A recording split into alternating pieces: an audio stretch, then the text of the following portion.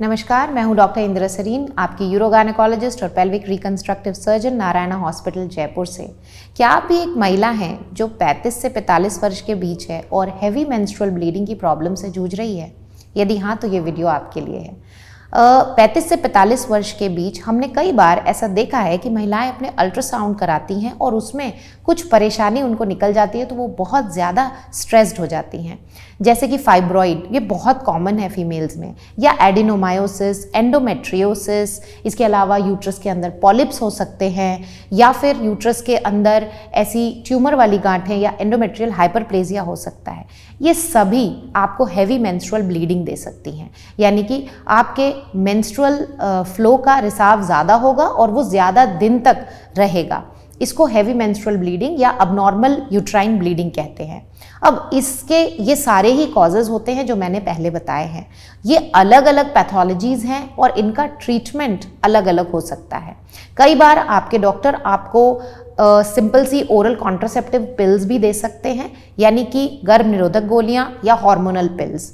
कई बार ये hormonal pills आपके लिए अच्छी नहीं होती हैं क्योंकि इनके साइड इफ़ेक्ट्स भी होते हैं। तो हमेशा इस बात को ध्यान में रखना है कि आपका रिस्क और बेनिफिट दोनों चीज़ें देखनी ज़रूरी है।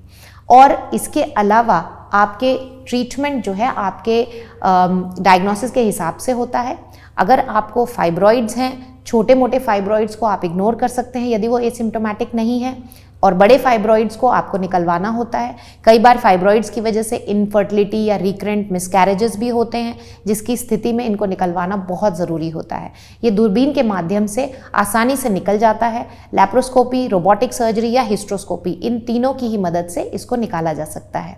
यूट्राइन पॉलिप्स भी बहुत नोन मेनेस हैं, और ये पॉलिप्स जो है आपके इंटरमेंस्ट्रुअल ब्लीडिंग के बहुत इंपॉर्टेंट कॉज होते हैं।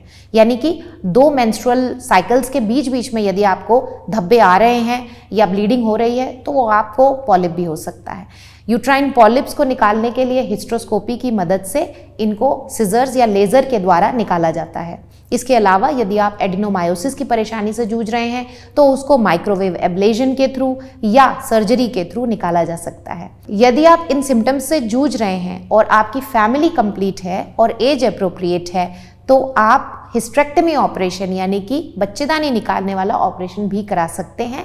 ये ऑपरेशन बहुत ही सेफ होता है। दूरबीन के या रोबोट के माध्यम से सिर्फ 1 या 2 चीरों के द्वारा इस ऑपरेशन को किया जाता है।